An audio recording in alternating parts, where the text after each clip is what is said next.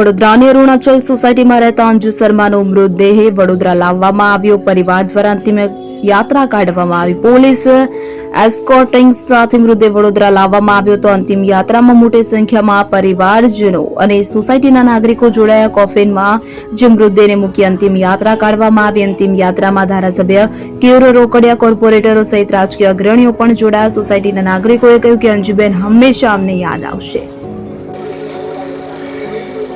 અમદાવાદમાં જે plane crash દુર્ઘટના થઈ અને એમાં લગભગ 290 કરતાં વધારે પેસેન્જરો બધા ભેગા થઈને પેસેન્જર અને જે રેસિડેન્ટ ડૉક્ટરનો આંકડો આમ તો 300 જેટલો આંકડો છે જે લોકો પોતાનો જીવ ગુમાવ્યો છે।